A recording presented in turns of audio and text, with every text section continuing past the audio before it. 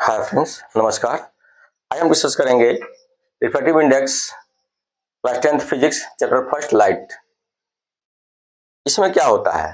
Refractive index में क्या होता है, हम एक पार्टिकुलर नंबर से ये जान सकते हैं कि किस मीडियम में लाइट का स्पीड अधिक है या कम है। या दूसरी बात यह है, उस पार्टिकुलर नंबर से, कंस्टेंट नंबर से आइडेंटिफाई कर सकते हैं कि वह जो मीडियम है, इस मीडियम लाइट ट्रेवल कर रहा है, वह डेंसर है या रेयरर है।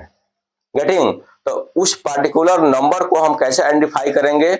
उस पार्टिकुलर नंबर को आइडेंटिफाई करेंगे जिस एरिया में या जिस ऑप्टिकल मीडियम में मैक्सिमम स्पीड ऑफ लाइट हो, उससे कंपेयर करेंगे, है ना। और उससे कंपेयर करेंगे तो उसी कंपैरिजन को क्या बोलते हैं? एक पार्टिकुलर नेम दिया गया फिजिक्स में, रिफ्रैक्टिव इंडेक्स। जो हमारा जो मैक्सिमम स्पीड होता है लाइट का, या तो वैक्यूम में होगा, नहीं तो एयर में होगा। एयर में कुछ 0.1 मीटर पर सेकंड कम होता है, वैक्यूम में 3 × 10⁸ मीटर पर सेकंड होता है। यदि हम इससे अदर मीडियम के स्पीड ऑफ लाइट को कंपेयर कर दें तो वही क्या हो जाएगा मेरा? Refractive index. सो हम डिफाइन कर सकते हैं the absolute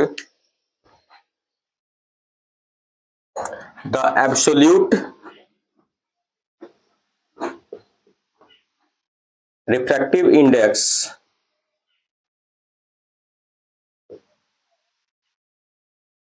of any medium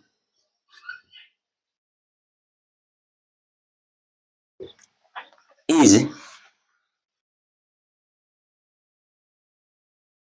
defined as the ratio of speed of light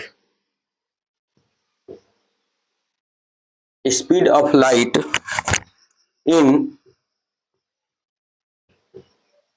vacuum and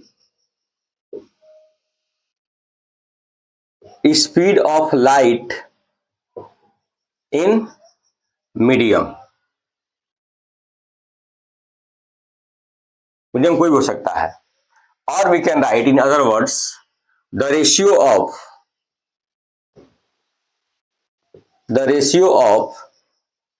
speed of light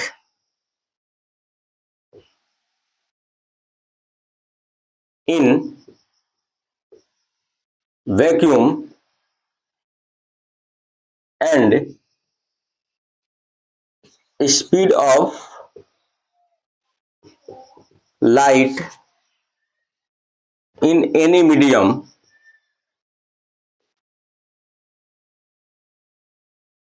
is called refractive index।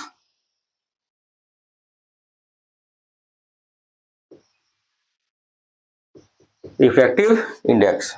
So here you can write, if C is the speed of light in vacuum and V is the any medium, so and N is the refractive index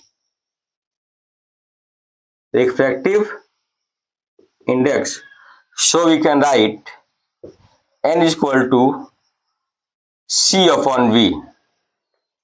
N is equal to C upon V means what? Speed of light in vacuum and speed of light in vacuum and speed of light in medium। उसको हम कैसे represent करेंगे? N से। तो यदि N हमारा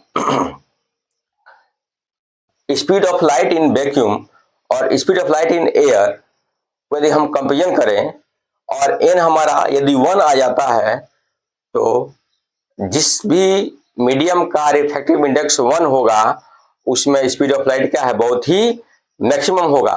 और वह मीडियम क्या होगा? रेयर मीडियम होगा। डन। तो रिफ्रैक्टिव इंडेक्स से हम ये आइडेंटिफाई कर सकते हैं कि मीडियम रेयर है या डेंसर है। तो एग्जांपल लेते हैं। अब यहाँ एक बात और देख सकते हैं, इसका कोई यूनिट नहीं होता है, यूनिट इसलिए नहीं होता है या यूनिट लेस होता है बिकॉज स्पीड ऑफ लाइट दो क्वांटिटी का क्या है, कंपेरिजन है, और दो क्वांटिटी का कंपेरिजन हो जाता है जो सेम क्वांटिटी है, तो उसमें क्या होगा, उसका कोई भी यूनिट नहीं होता है। So this is unitless means what, n is equal to metre पर सेकेंड सेम क्वांटिटी है तो क्या हो जाएगा, मेरा 1 हो जाएगा, इसका कोई भी यूनिट नहीं होगा। Getting now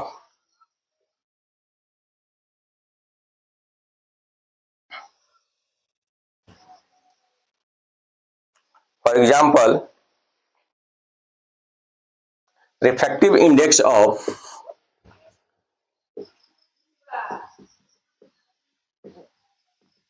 refractive index of air क्या होगा। So we know that speed of light in vacuum 3 e to 10 to the power 8 meter per second and speed of light in air 2.998 meter per second. So we can write c is equal to n is equal to c upon v. So here we can write n is equal to 3 into 10 to the power 8 meter per second and 2.99 into 8 metre पर second. अब चूंकि 1 प्रति second का margin है तो इसको हम cancel कर सकते हैं, हमारा क्या हो जाएगा, n इज इक्वल टू 1। सो जिस भी मीडियम का रिफ्रैक्टिव इंडेक्स क्या होगा, 1 होगा, so light travels faster. If refractive index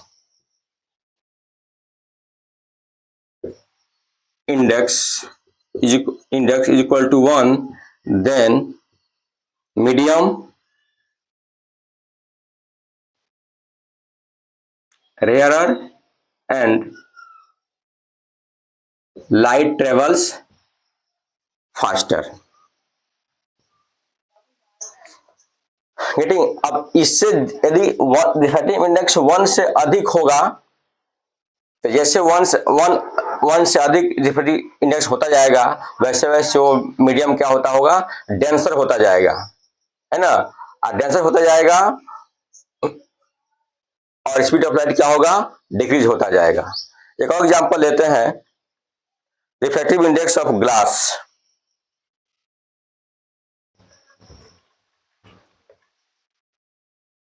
refractive index of glass,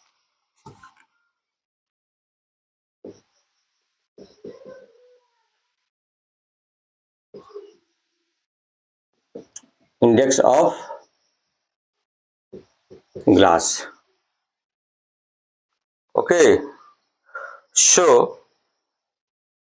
add कर सकते हैं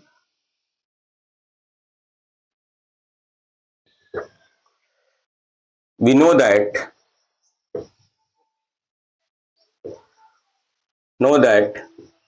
c is equal to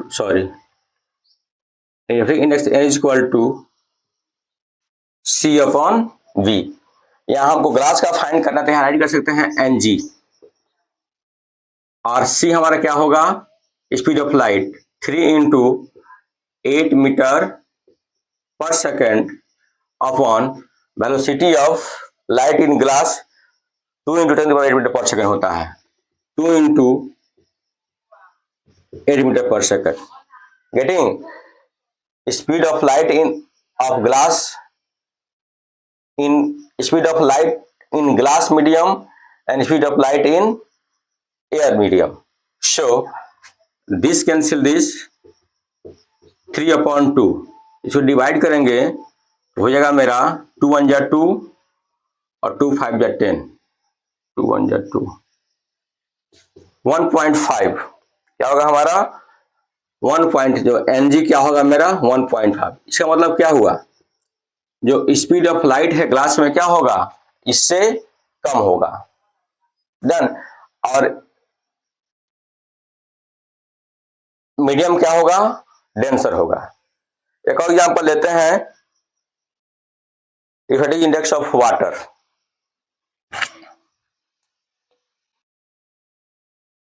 refractive index of water,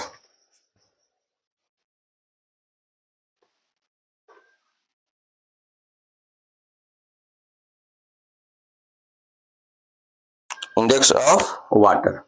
वही we know that C is equal to, sorry, N is equal to C upon B, speed of light in vacuum upon speed of light in medium. So here we can write NW, क्योंकि water का find कर रहे हैं तो NW यहाँ write करेंगे। Water of refractive index of water C होता है मेरा 3 इंटू 8 मीटर पर सेकेंड अपॉन, वाटर में हमारा हो जाएगा स्पीड ऑफ लाइट